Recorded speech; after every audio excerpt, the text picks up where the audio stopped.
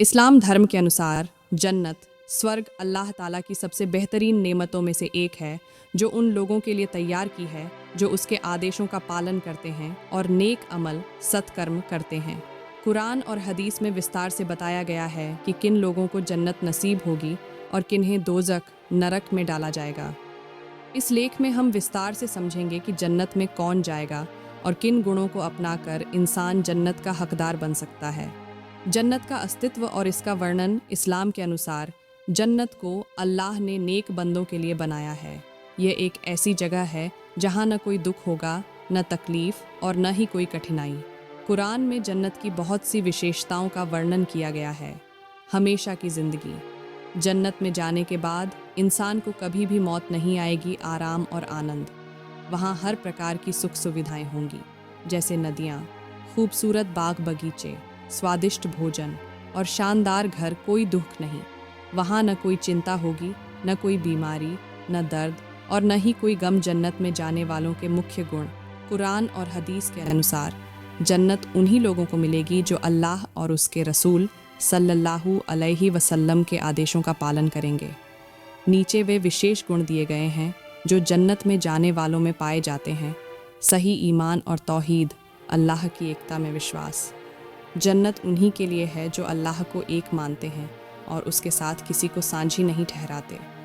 हदीस में आया है, जो व्यक्ति इस हाल में मरता है कि वह इस बात की गवाही दे कि अल्लाह के अलावा कोई इबादत के लायक नहीं और मोहम्मद सल्लल्लाहु अलैहि वसल्लम उसके रसूल हैं, वह जन्नत में जाएगा।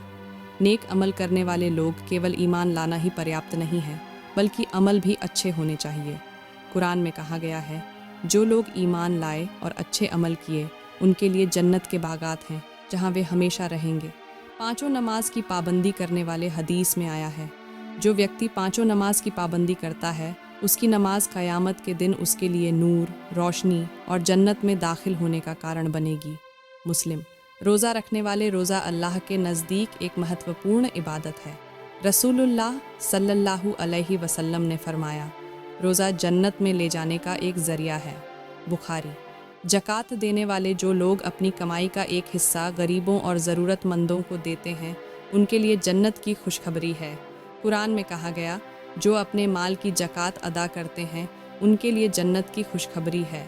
हज और उम्राह करने वाले, रसूलुल्लाह सल्लल्लाहु अलैहि वसल्लम ने फरमाया, जिसने अल्लाह के लिए हज किया और उसमें कोई गुनाह न किया, वह ऐसे लौटेगा जैसे अभी माँ के पेट से जन्म लिया हो। बुखारी। अच्छे अखलाक वाले, रसूलुल्लाह सल्लल्लाहु अलैहि वसल्लम ने कहा, सबसे ज़्यादा वे लोग जन्नत में जाएंगे जिनका अखलाक सबसे अच्छा होगा। तिरमिजी। माता पिता की सेवा करने वाले, हदीस में आया है, जिसने अपने माता पिता की खिदमत की और उनका दिल खुश किया उसके लिए जन्नत के दरवाजे खोल दिए जाएंगे। बुखारी। तकवा और सब्र रखने वाले, जन्नत में जाने वालों की एक ख़ास निशानी यह है कि वे तकवा, अल्लाह का डर रखते हैं और हर हाल में सब्र से काम लेते हैं। जन्नत में जाने वालों की अलग अलग श्रेणियाँ। इस्लाम में जन्नत के कई स्तर बताए गए हैं। हदीस में आता है कि जन्नत में 100 दर्जे होंगे और हर व्यक्ति को उसके ईमान और अमल के हिसाब से स्थान मिलेगा।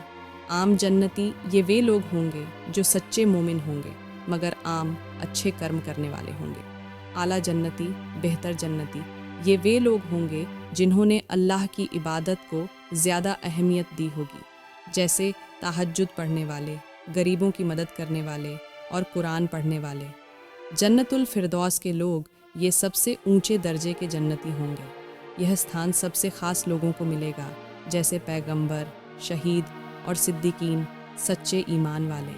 इस्लाम में कुछ ऐसे लोगों का भी जिक्र किया गया है जिन्हें जन्नत से वंचित रखा जाएगा।